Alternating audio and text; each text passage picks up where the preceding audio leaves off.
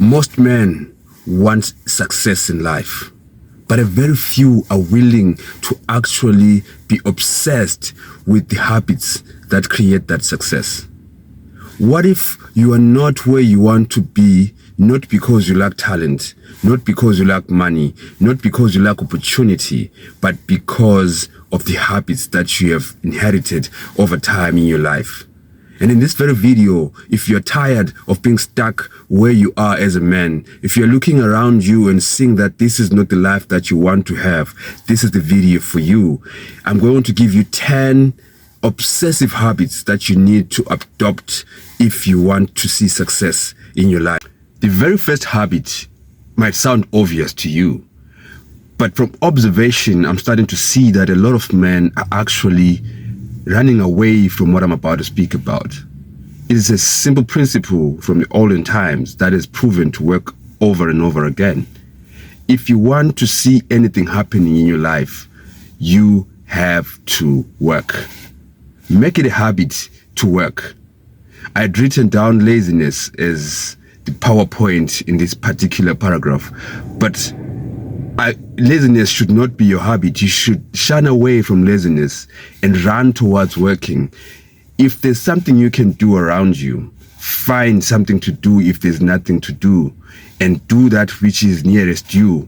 Don't be complaining about there is no jobs, the government has not given us jobs, because the more that we wait for getting these jobs, the more that we are not going to get these jobs at all. You understand that the government has always been like this and people have always been complaining about it. You have to be a man who is able to create work for yourself. You have to be a man who is able to create work for those that are around him.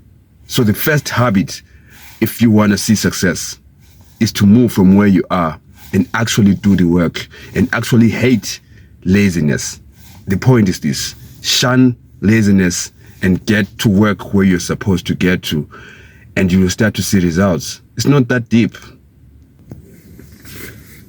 The next point is, point number 2, habit number 2 is take time to exercise.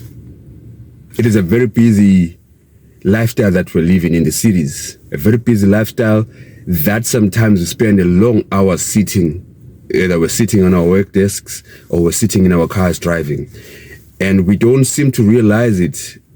Unnoticedly, we don't take time to exercise. And our bodies were never meant to sit all day. Our bodies were never meant to sleep all day. They were meant to move around. And so the more the time that you spend sitting down and not even taking time to exercise, 1 week passes by, 2 weeks passes by. The effects of not exercising then come to the effects of the mind, because a mind that is not exercised in the past few weeks cannot really think clearly. So brilliant ideas need to come your way, but for them to come your way, you need to be able to say, I have exercised. But you cannot do this without making a conscious decision. When you cannot find time during the day to exercise, wake up earlier. When you cannot wake up earlier and you cannot find time to exercise during the day, do it in the evenings. Always create space for an exercise and your mind will be clear. A clear mind makes the right decisions. Remember, you're the leader of the family, and without your mind being clear, you're making decisions that are not right. Number 3 is probably one of the most important points that is not spoken about enough. In a world where the technology is so high and access to information is so much easier than it used to be 50 years ago, it is, as much as it is of a good thing to have, it is also tricky, because with good comes bad. And in a click of a button, you can be watching the amount of porn that you could never think you could watch. And as men who are not disciplined enough, if you're not careful enough, pornography is the thing that will take you out. And so sexual immorality basically is what I'm talking about. If you want success in life, you need to quit pornography. You need to quit masturbation. You need to quit sexual immorality. That will then increase your testo, and the more time that you spend with your family, whilst you are really fully present. So this point, I know that most of you are going to crucify me for saying it out loud, But I think it's time that someone says it out loud, because the stats are saying that there's a lot of men who are watching these videos online. And so you need to quit that. You need to run away from it. And maybe, just maybe, that time can be used for other things. So that's the next point that I wanted to speak. Screen time regulation is the next point. We're at number 4, is it? We are at number 4. Screen time regulation. You cannot lead the family, you cannot think clearly if you're spending all your day and all your night on the screen. If you wake up in the middle of the night, the first thing that you're thinking of, the first thing that you're reaching towards is your phone. If you're not on your phone, you're on your computer. If you're not on your computer, on your tablet. If you're not on your tablet, you're watching television. You just cannot sit alone with your thoughts. That needs to stop. That is a bad habit that needs to stop. So the habit that can make you obsessively and enormously successful is the habit of saying, I have screen time regulation. This needs to be a conscious decision to say, from such a time and such a time, I'm watching my emails, I'm replying to all my emails, I'm replying to WhatsApp, I'm doing this on my phone, I'm watching a movie. I'm not saying don't use these screens, because YouTube is on the screens, but I'm saying control the amount of time that you take using these screens. And by so doing, you will start to see that you will actually be gaining more hours that we have lost over the years. If we can calculate the amount of hours that you've spent on your screen, it can be a proper fraction of your life. It is time that you can use to devise business plans.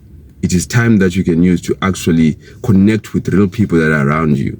Most marriages are failing in life right now because people are spending time on their screens instead of actually spending time with their wives, with their husbands at the rightful time.